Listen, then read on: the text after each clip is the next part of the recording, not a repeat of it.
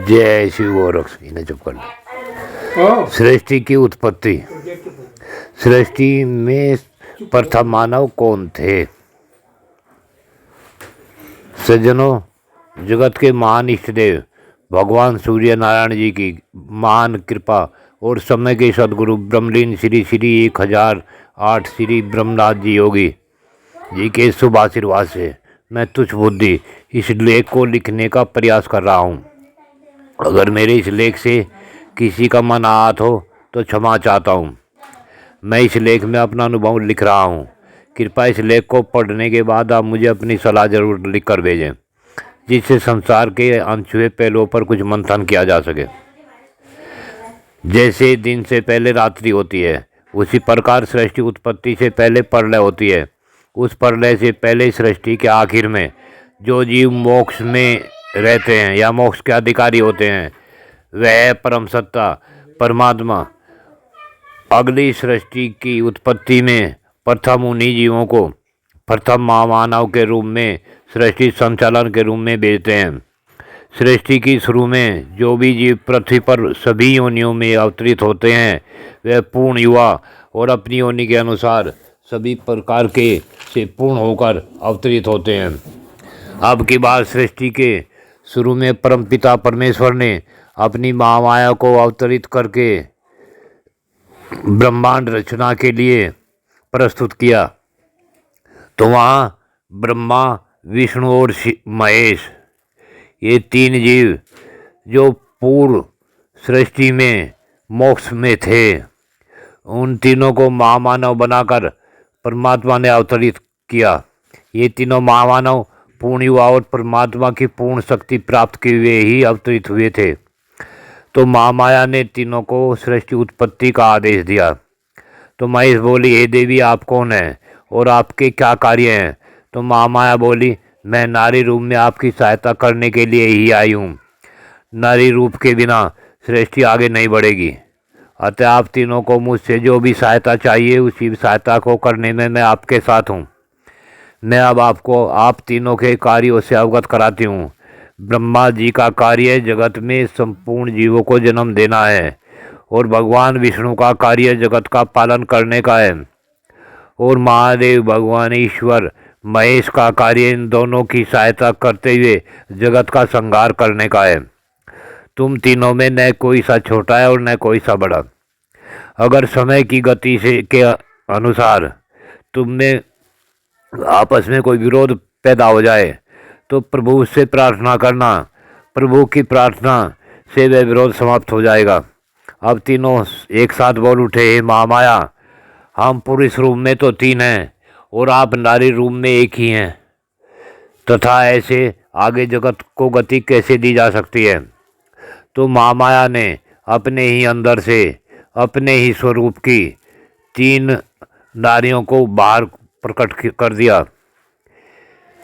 उनमें सावित्री नाम की देवी को ब्रह्मा जी को और लक्ष्मी नाम की देवी को भगवान विष्णु को दी तथा शक्ति नाम वाली देवी महेश को दी।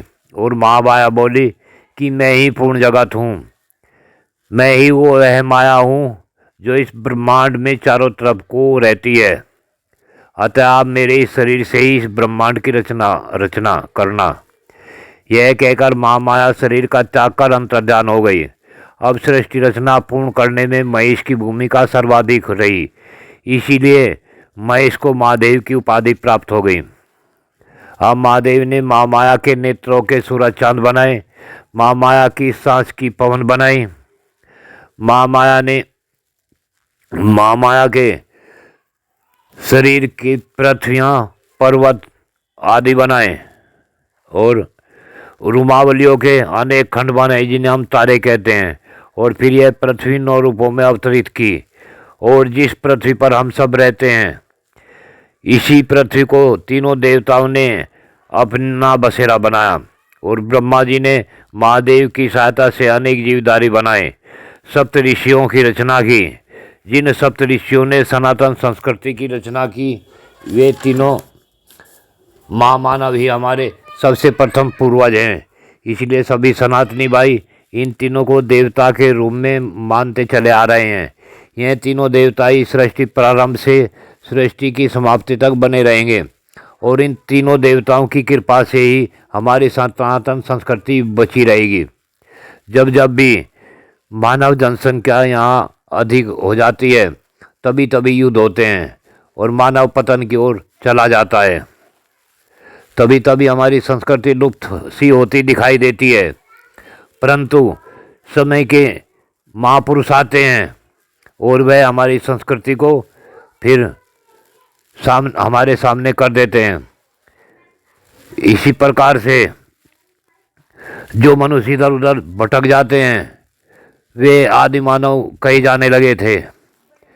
जब भी विज्ञान ने शिखर को छूना चाहा तभी तभी महायुद्ध हुए, चाहे वो समय राम रावण का युद्ध रहा हो या कौरव पांडवों का महाभारत या और अन्य छोटे छोटे युद्ध। जितने भी युद्ध होते हैं वे यहाँ ज्ञान और अज्ञान के कारण, धर्म और अधर्म के बीच होते चले आ रहे हैं। जब भी मानव समाज टूटता है तभी ज्ञान को हमारे ऋषि आकर देते हैं और हमें हमारे इस मानव संस्कृति को बचाते हैं। विज्ञान को हम साधारण मानव अपनी खोज से स्थापित करते हैं, परंतु ज्ञान और ध्यान के द्वारा तो जो प्राप्त किया जाता है उसी से परमात्मा की प्राप्ति होती है और मोक्ष तक पहुंच जाते हैं। लेकिन जो वैज्ञानिक हमें बताते हैं कि हम बंदरों से परिवर्तित हुए हैं, वे ये भूल रहे हैं कि यह परमात्मा के सिद्धांत के विपरीत है। परमात्मा के सिद्धांत में इन्हीं तीनों देवताओं ने इस संसार में जो भी क्रियाएं की हैं उन्हीं क्रियाओं के आधार से अनेक योनियां बनी हुई हैं। हमेशा बंदर से बंदर ही पैदा होंगे, सांप से सांप ही पैदा होंगे तथा अपने आप स्वयं जो विज्ञान बताता है कि स्वयं अपने आप भी कुछ पैदा हो जाता है, उसमें सूक्ष्म रूप से परमात्मा की शक्तियाँ जुड़ी हुई हैं। और इन तीनों देवताओं ने यहाँ 33 कोटि के देवता तैयार किए हैं जो हमारी उस सूक्ष्म गति को समझते हुए आगे बढ़ते हैं। और यहाँ अपने आप स्वयं कुछ नहीं होता, जो हो रहा है वह प्रभु की कृपा है। प्रभु के सिद्धांत में ही यहाँ सब कुछ होता है। यहाँ तो युग बदलते रहते हैं और समय की गति में सब बहता रहता है। प्रिय बंधुओं, इस लेख को पढ़ने के बाद सभी बंधुओं से मेरा यही नम्र निवेदन है कि आप इस लेख को पढ़कर बताएं कि कैसा लगा और कमेंट बॉक्स में डालकर अपनी प्रतिक्रिया जरूर दें। धन्यवाद। जय शिव गोरक्ष।